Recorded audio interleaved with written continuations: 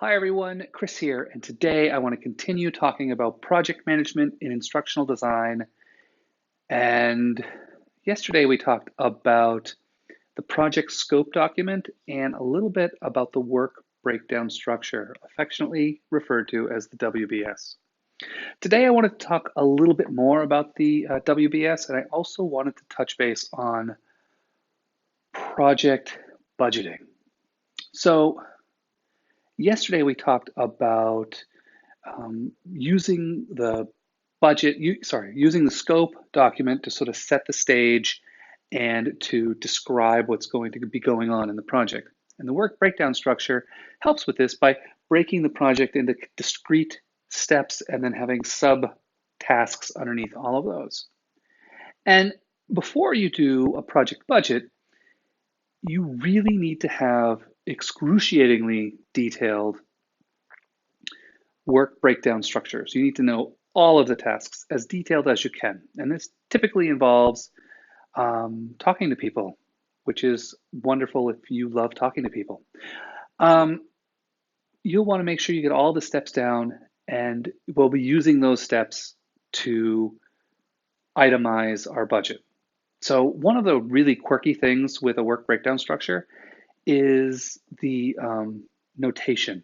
And it's kind of silly. It's something that my students always think it's just arbitrary and random, and it is arbitrary and random, but it's also agreed upon and expected. So if you use the proper notations for all of the items in your work breakdown structure, it makes it a lot easier, especially if you're going to be working on a project that is across departments in a large organization or crosses between organizations. Like if you're outsourcing part of the project or you're the person going into a company to do stuff. So it's a really important thing. And it's interesting because it's like the one type of outline notations that doesn't seem to be included in Microsoft Word, which is just blows my mind. So basically the notation is just simple numbers. 1, 2, 3 for the different phases of the project. And then you'll have 1.1. Oops, broke my chalk. And then you'll have, of course, 2.1. And then you'll have 2.2. You'll have 2.1.3. And you can go even deeper. 2. Whatever. You get what I'm going. 3.1.2.3. And so you end up with this really interesting thing, which is you can have a task of, where did I put that?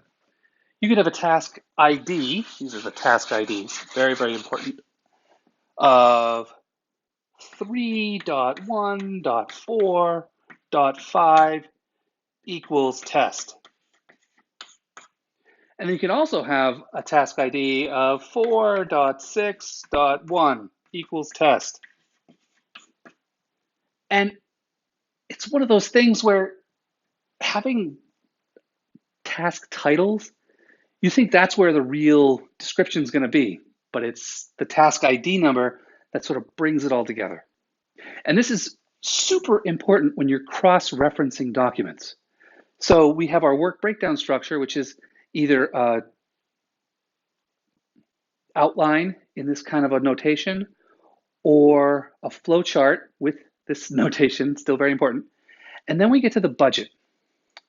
And to get a good budget, you should literally move through every single item in your work breakdown structure and ask the question, how much does this cost?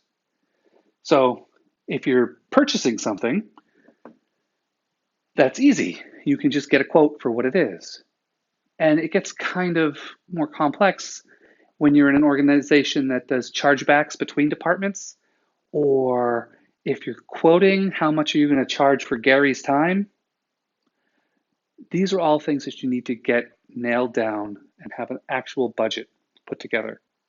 Another really key piece of a budget is having a contingency line. Now I said contingency line. There's two ways to do a contingency. Actually, there's four. There's four ways to do a contingency. The first is not to use any contingency money at all. And if you go over budget oh well, things fall apart and you start crying. The second way is to have like a contingency line at the bottom. We're going to assume a 10% contingency. Please reserve that money just in case the stuff hits the fan. And that's a good way to do it too. Another one is to use an itemized contingency line. So you might have the consultant for installing the hardware is quoted at, is estimated at $1,000. However, we would like a contingency amount of an extra $100 just in case it goes over. You can itemize the contingency amounts. Um, and then the fourth way is some people just pad their budget. And I hate that way.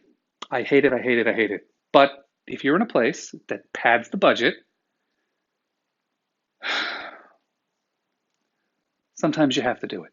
And if it's the culture of the place you're in, you have to adapt it. But I always, when there's padding of the budget, I'll put a little note on that, a little asterisk, and then at the bottom I'll be like, refer to quote for pre-contingencied amount. I just do something because I do not want to get called unethical or someone who embellishes or exaggerates. I don't like that at all.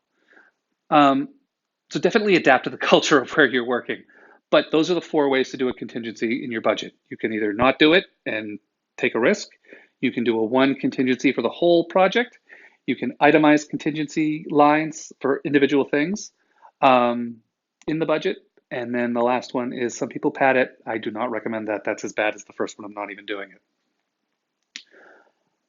And of course, this is a time when you have the work breakdown structure fully done and the budget proposed. This is another time to go get approval. So sometimes it's the points of approval change sometimes depending on the culture where you are.